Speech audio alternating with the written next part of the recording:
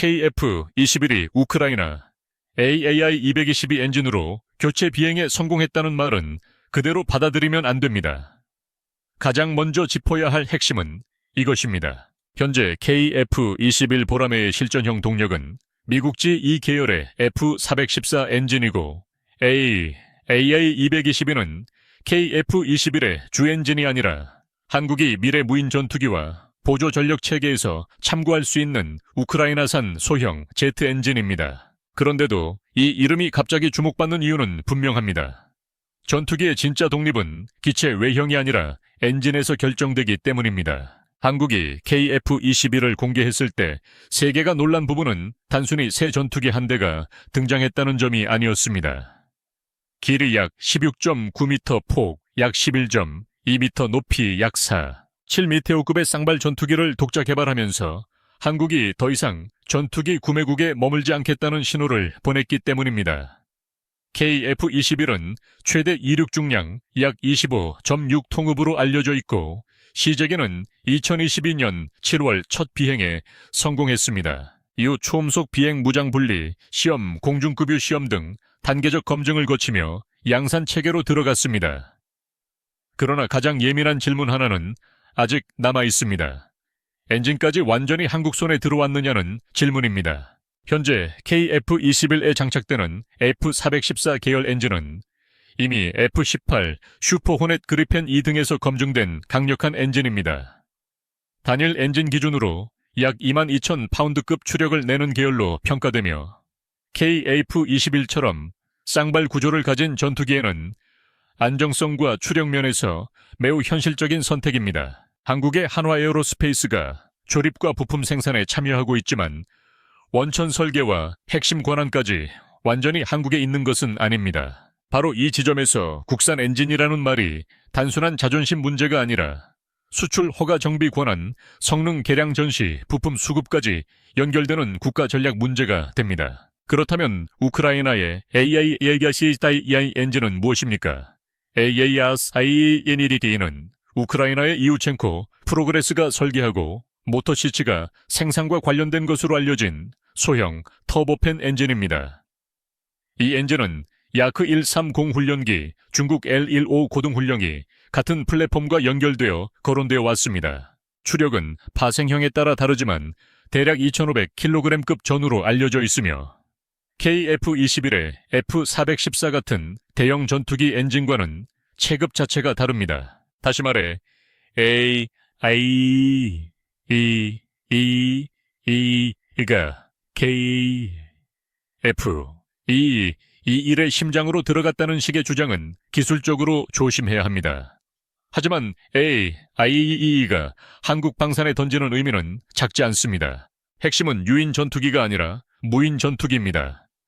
한국이 앞으로 KF-21과 함께 운용할 수 있는 무인 편대기, 스텔스 무인기 충성, 윙맨 개념을 키우려면 대형 전투기용 엔진보다 작고 가볍고 효율적인 제트 엔진이 필요합니다. 여기서 AI, 이 같은 소형 제트 엔진의 존재가 의미를 갖습니다.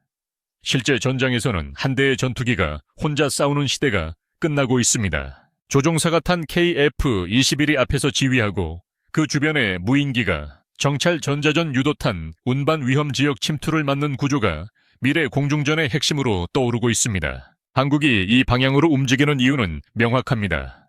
KF-21 한 대를 만드는 것보다 더 어려운 일은 KF-21을 중심으로 한 전투 생태계를 만드는 것입니다. 전투기 장거리 공대공 미사일, ESA, 레이더 전자전 장비, 데이터링크 무인기, 그리고 엔진까지 한 줄로 묶여야 진짜 독자 전력이 됩니다.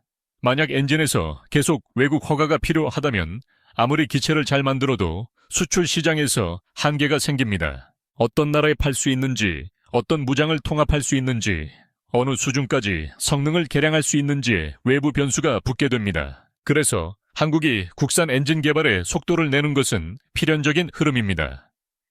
2026년 기준으로 KF-21은 초도 양산과 후속 개량의 문턱에 들어섰고 한국 방산업계는 항공 엔진 소재 정밀 가공, 고온 부품 터빈, 블레이드 기술을 장기 과제로 밀어붙이고 있습니다.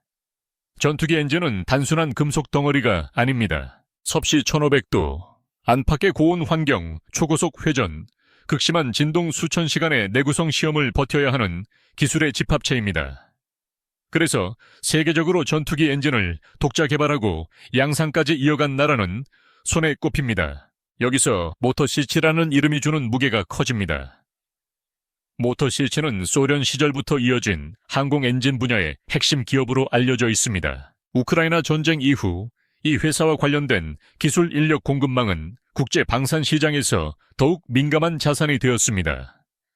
AAAEE이라는 이름이 한국에서 거론될 때 사람들의 눈길이 쏠리는 이유도 여기에 있습니다. 단지 엔진 하나를 샀느냐의 문제가 아니라 전쟁으로 흔들린 우크라이나 항공 엔진 기술이 한국의 미래 무인 전투기 구상과 어떤 방식으로 연결될 수 있느냐는 질문이 따라오기 때문입니다. 하지만 정확히 말해야 합니다.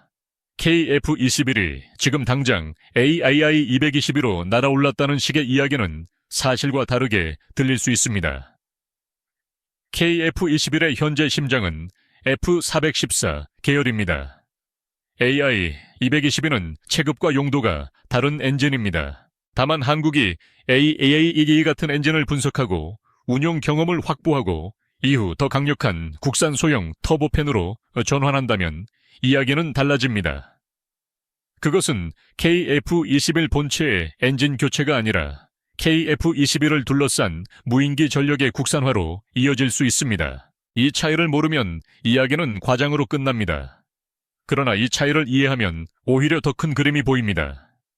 한국은 KF-21 한 대를 만들고 끝내려는 것이 아닙니다. FA-50으로 경공격기와 훈련기 시장을 열었고 KF-21로 중형 전투기 시장에 들어섰으며 다음 단계에서는 무인 전투기와 자체 엔진으로 공중전의 판을 넓히려 하고 있습니다. FA-50은 이미 여러 국가에서 운용되며 한국 항공산업에 신뢰를 쌓았고 KF-21은 그보다 높은 단계에서 한국형 전투기 생태계를 증명해야 하는 임무를 갖고 있습니다. 엔진 국산화가 성공하면 파급력은 단순하지 않습니다.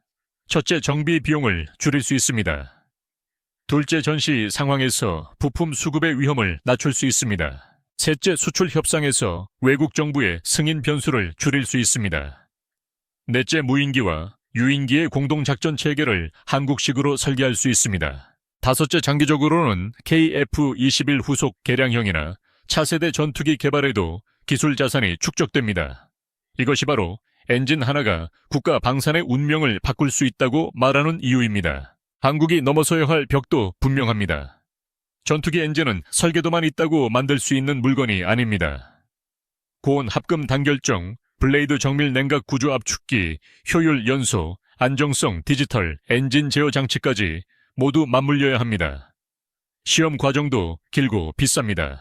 지상 시험에서 성공해도 실제 비행 환경에서는 다른 문제가 생길 수 있습니다. 그래서 국산 엔진이라는 단어는 짧지만 그 안에는 10년 이상을 바라보는 장기전이 들어 있습니다. 그럼에도 한국이 이 길을 가는 이유는 명확합니다. KF-21이 완성도를 높일수록 다음 질문은 반드시 엔진으로 향합니다. 한국이 기체를 만들 수 있다면, 레이더를 만들 수 있다면, 미사일을 통합할 수 있다면 왜 심장만은 계속 외국에 의존해야 하느냐는 질문입니다. 이 질문에 답하지 못하면 KF-21은 뛰어난 전투기이지만 완전한 독립 전투기는 아닙니다. 반대로 엔진까지 단계적으로 확보한다면 KF-21은 단순한 국산 전투기가 아니라 한국 항공산업의 출발점이 됩니다. AII와 모토시치가 거론되는 장면은 바로 이 전환점에서 의미를 갖습니다.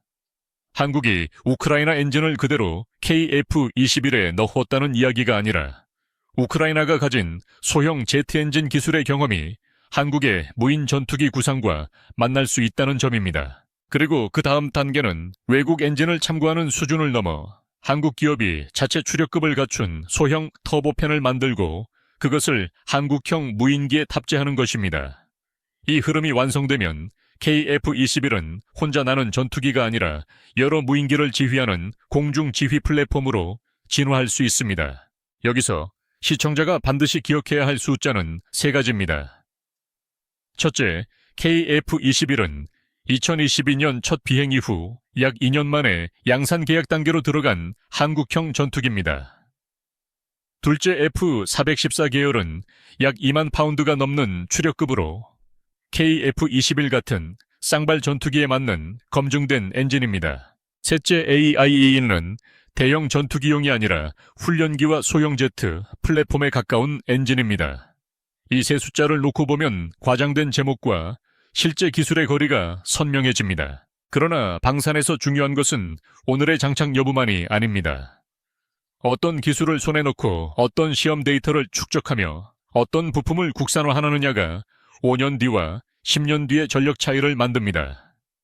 한국이 우크라이나 엔진 기술을 바라보는 이유도 바로 여기에 있습니다. 러시아와 우크라이나 전쟁은 세계 항공 엔진 공급망을 흔들었고 각국은 더 이상 한 나라 한 회사 한 공급선에만 의존하는 것이 얼마나 위험한지 확인했습니다. 한국이 KF-21을 중심으로 자체 공급망을 강화하려는 것은 선택이 아니라 생존 전략에 가깝습니다. 특히 무인 전투기 분야에서는 엔진의 가격과 생산성이 더 중요해집니다. 유인 전투기 한 대는 비싸고 소중하기 때문에 최고 수준의 검증을 요구하지만 무인 편대기는 비교적 많은 수량을 전장에 투입해야 합니다. 따라서 엔진은 충분한 추력 낮은 정비 부담, 안정적인 양산성, 빠른 교체성을 동시에 가져야 합니다. AIML 같은 엔진이 관심을 받는 이유는 바로 이 중간 지점에 있습니다.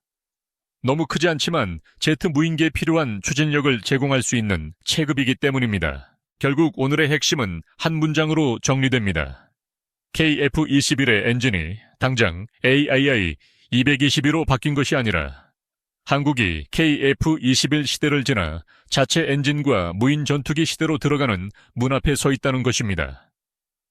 지금은 F-414가 KF-21의 실제 심장입니다. AIEI는 그 주변에서 미래 엔진 독립 논쟁을 불러온 이름입니다.